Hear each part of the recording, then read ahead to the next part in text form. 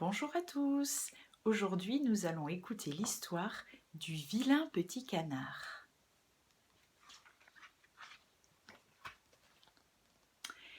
Qu'il faisait bon cet été à la campagne. Les blés étaient jaunes, l'avoine verte, le foin était posé en tas dans les prés verts. En plein soleil s'élevait un vieux château entouré de douves profondes. Une canne couvait son nid au bord de l'eau. Ses canetons devaient bientôt éclore et elle commençait à trouver le temps long. Enfin, les œufs craquèrent, l'un après l'autre. On entendait clac, clac. Coin, coin, disait la canne, et les canetons s'agitaient tant qu'ils pouvaient. Mais le plus grand des œufs était intact. Combien de temps cela va-t-il encore durer ? S'écriait la canne. J'en ai assez. Enfin, le gros œuf se fendit. Piou, piou, dit le petit en sortant. Il était grand et laid. Voilà un gros caneton qui ne ressemble à aucun autre, dit la canne. Le lendemain, la canne vint au bord de la douve avec toute la famille. Plouf! Elle sauta dans l'eau et les canetons la suivirent. Même le gros gris-et-lait nageait avec les autres. Ils arrivèrent ainsi dans la cour des canards. Les cannes, tout autour d'eux, disaient « Voilà une famille de plus, comme si nous n'étions pas assez nombreux. Et regardez ce grand caneton. Celui-là, nous n'en voulons pas. » « Il ne fait de mal à personne, dit la mère. « Non, mais il est grand et moche. Il faut l'embêter. » Le pauvre caneton, qui était sorti de son œuf le dernier et qui était si laid, fut pincé et bousculé par les cannes et par les poules. « Il est trop grand, disait-elle.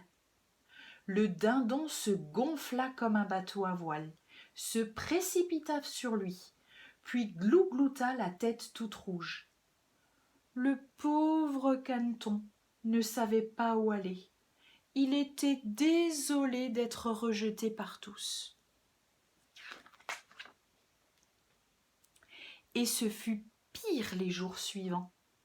Même sa mère disait « Je voudrais que tu sois loin. » Les canards le pinçaient, les poules lui donnaient des coups de bec. Et la fille de ferme le poussait du pied. Alors il s'envola par-dessus la haie. Les petits oiseaux des buissons s'enfuirent. « C'est parce que je suis laid, pensa le caneton. Il arriva au grand marais habité par des canards sauvages. « Tu es vraiment laid, lui dirent-ils. Mais ça nous est égal, tant que tu ne te maries pas dans notre famille. » Le pauvre ne pensait pas à se marier. Il voulait juste avoir la permission de se coucher dans les roseaux et de boire un petit peu d'eau du marais. Il resta là 2 jours.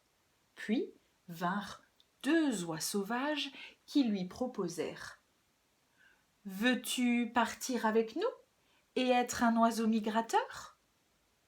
Soudain, on entendit « Pan, pan !»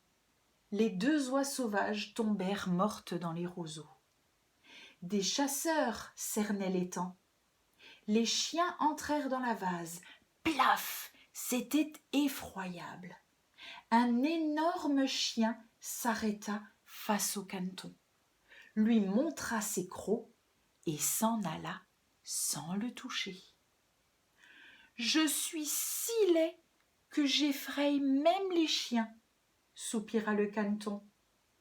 Le calme revint enfin dans la journée, et le caneton quitta le marais le plus vite qu'il put.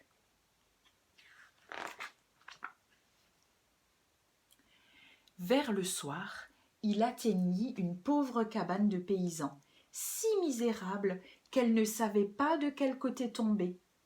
Alors, elle restait debout. Une vieille femme y vivait avec un chat et une poule. Au matin, on s'aperçut rapidement de la présence du caneton. La femme, qui ne voyait pas bien, crut que c'était une cane bien grasse. « Quelle chance, dit-elle, je vais avoir des œufs de cane. » Le caneton resta près de 3 semaines, mais aucun œuf ne vint.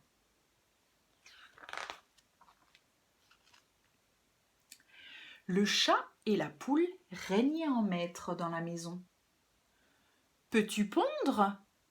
demanda la poule. « Non. »« Peux-tu faire le gros dos et ronronner ?» demandait le chat. « Non. »« Alors, tu n'as rien à dire. » Le caneton boudait dans son coin.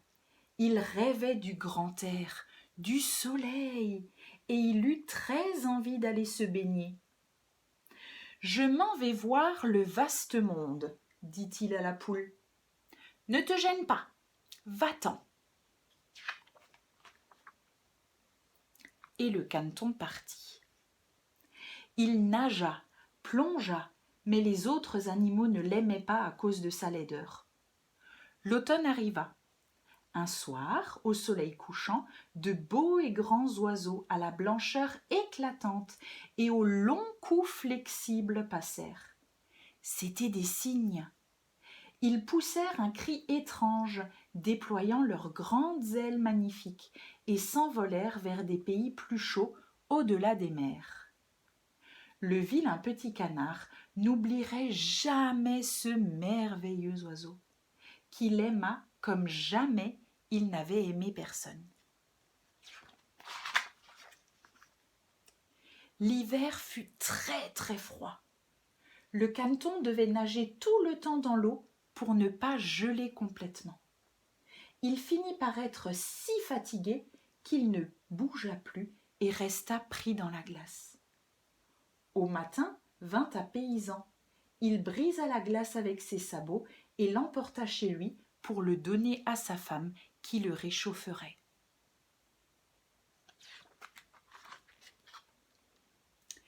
Les enfants voulurent jouer avec lui, mais il prit peur et se sauva. Il renversa un pot de lait, puis un pot de beurre, puis un tonneau de farine.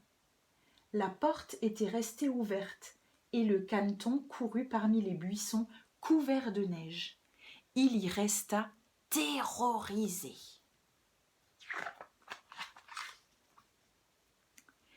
L'hiver fut long, triste et glacial. Mais le soleil revint enfin. Les alouettes chantèrent. C'était le printemps.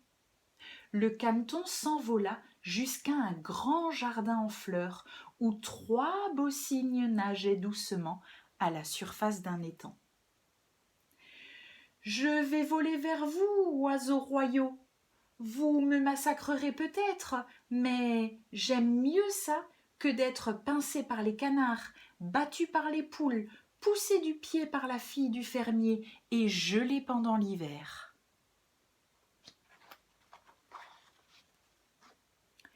Il se posa sur l'étang, mais que vit-il à la surface de l'eau claire ? Il vit son image, qui n'était plus celle d'un oiseau gris, laid et vilain. Il était lui-même devenu un cygne. Peu importe d'être né dans la cour des canards, si l'on est sorti d'un œuf de cygne.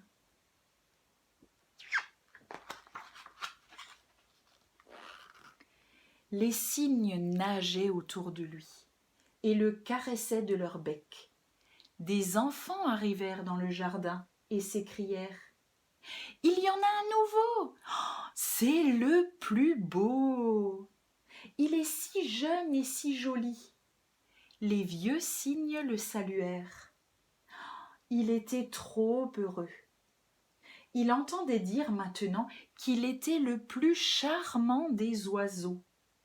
Alors il s'écria: jamais je n'ai rêvé d'un tel bonheur quand j'étais le vilain petit canard.